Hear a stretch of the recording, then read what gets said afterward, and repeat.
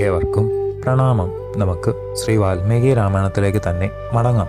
അഗ്രജന്റെ പ്രിയവും ശുഭകരവുമായ ആജ്ഞ ശിരസാ വഹിച്ച കുമാരൻ അതിവേഗത്തിൽ സൂയജ്ഞന്റെ വാസഗൃഹത്തിലെത്തി. അഗ്നിയാകാരത്തിലിരിക്കുന്ന വിപ്രവര്യനെ സവിനയം വന്ദിച്ചുകൊണ്ട് സൗമിത്രി പറഞ്ഞു, ദുഷ്കര കർമ്മങ്ങളേതും അനായാസമായി ചെയ്യുന്ന ജ്യേഷ്ഠന്റെ അടുത്തേക്ക് വരൂ. ബ്രാഹ്മണോത്തമൻ സന്ധ്യാവന്ദനം ചെയ്ത് ലക്ഷ്മണനോടൊന്നിച്ചു തന്നെ മഹാലക്ഷ്മിയുടെ വിഹാര രംഗമായ ശ്രീരാമഭവനത്തിലെത്തി. ദേവൻ സീതയൊന്നിച്ച് ആഹൂതാഗ്നിയെ എന്ന പോലെ വേദജ്ഞനായ സൂയജ്ഞനെ എതിരേറ്റു. ഉത്തമങ്ങളായ കനകത്തോൾ വളകൾ, മനോഹര കുണ്ഡലങ്ങൾ, രത്നാലംകൃതമായ പൊന്നിൻ നൂൽ, കേയൂരം, കടകം തുടങ്ങിയ ശ്രേഷ്ഠാഭരണങ്ങളെ സമർപ്പിച്ചു. മറ്റനേകം അമൂല്യരത്നങ്ങളും ദ്വിജവരന് ദക്ഷിണയായി ഏകി. സീതാദേവിയുടെ അപേക്ഷപ്രകാരം ദേവൻ സൂയജ്ഞനോട് മന്ദഹാസത്തോടെ അരുളി ചെയ്തു, സ്വർണ്ണനൂൽ, മുത്തുമാലകൾ, അരഞ്ഞാണങ്ങൾ, മനോഹരങ്ങളായ തോൾവളകൾ, ശ്രേഷ്ഠങ്ങളായ കേയൂരങ്ങൾ എന്നിവ വനഗമനോക്തയായ സീത അവിടുത്തെ സഹധർമ്മിണിക്ക് ദാനം ചെയ്യുവാൻ ആഗ്രഹിക്കുന്നു. അവ സ്വീകരിക്കൂ. നാനാരത്നാലംകൃതമായ മേക്കട്ടിയോടുകൂടിയ കട്ടിലും തരുവാൻ മൈഥിലി വിചാരിക്കുന്നു. അമ്മാവൻ എനിക്കു തന്ന ശത്രുഘ്നയമെന്ന ഗജവീരനെ 1000 നാണ്യങ്ങളോടെ അവിടത്തേക്ക് സമർപ്പിക്കുന്നതും സ്വീകരിക്കണം. ശ്രീരാമവാക്യം കേട്ട് അവയെല്ലാം സ്വീകരിച്ച സൂയജ്ഞൻ ശ്രീ സീതാരാമലക്ഷ്മണന്മാർക്ക് ശ്രേഷ്ഠങ്ങളായ ആശിസുകൾ ആനന്ദ പുളകിതനായി അരുളി.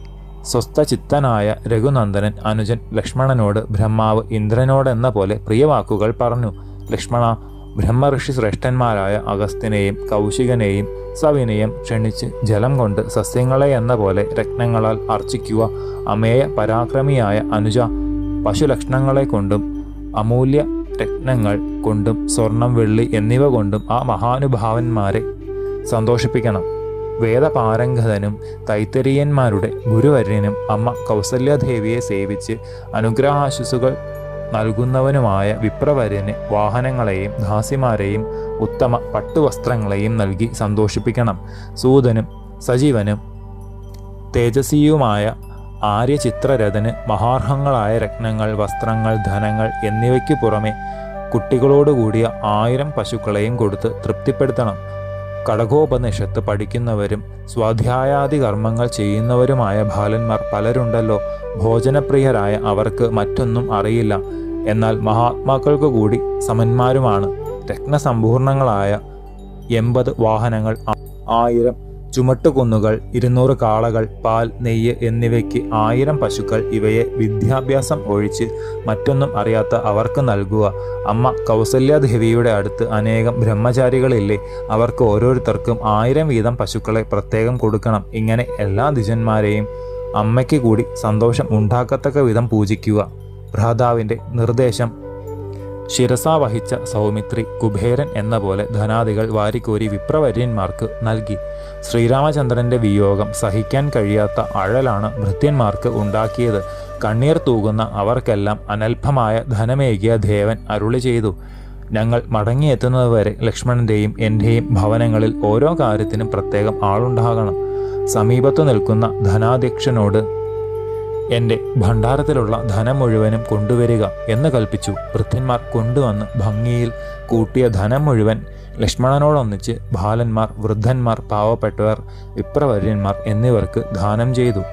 ഗർഗപുത്രനായി ത്രിജടൻ എന്ന് പേരാർന്നൊരു വൃദ്ധബ്രാഹ്മണൻ കാനനവാസവും ഭിക്ഷാവൃത്തിയുമായി ദിവസം കഴിച്ചു കൂട്ടുന്നുണ്ടായിരുന്നു. ദാരിദ്ര്യ ദുഃഖപീഡിതനായ അദ്ദേഹത്തിൻ്റെ സഹധർമ്മിണി യുവതിയാണ്.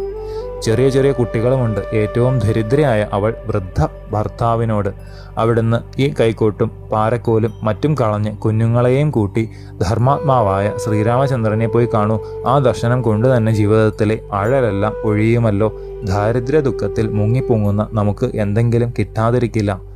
ധർമ്മധാരങ്ങളുടെ അപേക്ഷയനുസരിച്ച ത്രിജടൻ എന്ന യതിവരൻ ജീർണവസ്ത്രധാരിയാണെങ്കിലും ഭൃഗു അങ്കിരസ് എന്ന മഹർഷി തുല്യ തേജസ്സോടെ കൊട്ടാരത്തിലേക്ക് നടന്നു.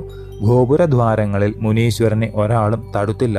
5 മതിൽക്കെട്ടുകളും കടന്ന് ദേവസന്നിധിയിലെത്തിയ ത്രിജടൻ ഇപ്രകാരം പറഞ്ഞു, അതിയശസ്സാർന്ന രാജകുമാര, ഭിക്ഷാന്തേഹിയും കുറെ കുഞ്ഞുങ്ങളുള്ളവനുമായ ഈ ദരിദ്ര ബ്രാഹ്മണനെ നോക്കിയാലും പൂപ്പുഞ്ചിരി പൊഴിച്ചുകൊണ്ട് രഘുനന്ദനൻ ഉത്തരമോദി, 1000 എന്ന കണക്കിലല്ല അവിടത്തേക്ക് പശുക്കളെ ഞാൻ തരുന്നത്. ഒരു ദണ്ഡ് എടുത്തെറിയുക. അത് വീഴുന്നിടം വരെ നിരത്തി നിർത്താവുന്ന ഗോക്കൾ അവിടത്തേക്ക് ഉള്ളതാണ്. ത്രിജടൻ ചാടി എഴുന്നേറ്റു. മുണ്ടൊന്ന് പൊക്കി മുറുക്കി ഉടുത്തു. ഒരു ദണ്ഡ് എടുത്ത് ശക്തി മുഴുവൻ സംഭരിച്ച് എറിഞ്ഞു. 100,000 പശു നിരക്കപ്പുറത്ത് സരയൂ നദീ തീരത്തിലാണ് ആ കോൽ വീണത്. അത്രയും പശുക്കളെ ആശ്രമത്തിലേക്ക് എത്തിക്കുവാൻ നിർദ്ദേശിച്ച ശ്രീരാമചന്ദ്രൻ യതിയെ ആലിംഗനം ചെയ്തുകൊണ്ട് പറഞ്ഞു, ചെറിയൊരു നേരംപോക്കു മാത്രമാണിത്. അവിടത്തേക്ക് അല്പവും പരിഭവം തോന്നരുതേ. അവിടുത്തെ ശക്തി അപാരമാണെന്ന് അറിഞ്ഞിട്ടുണ്ട്. അതൊന്ന് കാണുവാൻ മാത്രമാണ് ഇങ്ങനെ അഭ്യർത്ഥിച്ചത്. എന്തെങ്കിലും അവിടുത്തെ ഹൃദയത്തിൽ ആശയുണ്ടെങ്കിൽ അരുളി ചെയ്താൽ മതി. എൻ്റെ ധനം ബ്രാഹ്മണ ശ്രേഷ്ഠന്മാർക്ക് ഉള്ളതാണ്. ഞാൻ സമ്പാദിച്ചത് അവിടുത്തെ പോലെയുള്ള ഉത്തമോത്തമന്മാർക്ക് സമർപ്പിച്ചാലേ എനിക്ക് സന്തോഷവും യശസ്സും ഉണ്ടാകൂ. സപത്നീകനായ ത്രിജടൻ പശുക്കളെ മുഴുവൻ ഏറ്റുവാങ്ങി സന്തോഷം കൊണ്ട് രോമാഞ്ചമണിഞ്ഞ് കീർത്തിയും ബലവും സുഖവും സന്തോഷവും അടിക്കടി വർദ്ധിക്കട്ടെ എന്നിങ്ങനെ ഉള്ളഴിഞ്ഞ് കുമാരനെ അനുഗ്രഹിച്ചു. സ്വയം സമ്പാദിച്ചിരുന്നതും ധാർമ്മികമാർന്നതുമായ അളവില്ലാത്ത ധനം മുഴുവൻ നല്ല നല്ല വാക്കുകൾ പറഞ്ഞുകൊണ്ട് ശ്രീരാമചന്ദ്രൻ ബ്രാഹ്മണർ, സുഹൃത്തുക്കൾ, ഭൃത്യന്മാർ, യാചകന്മാർ എന്നിവർക്ക് ദാനം ചെയ്തു. ആ തൃക്കൈകളിൽ നിന്ന് വാങ്ങിയ ഒരാൾ പോലും സംതൃപ്തിയുടെ പാരമത്യത്തിൽ എത്താതിരുന്നില്ലെന്നത് വാസ്തവം മാത്രം. ശേഷം ചരിതം നമുക്ക് അടുത്ത ഭാഗത്തിലൂടെ കാണാം. ഗുരുപാദങ്ങളിൽ സാഷ്ടാംഗ പ്രണാമത്തോടെ നമസ്കാരം.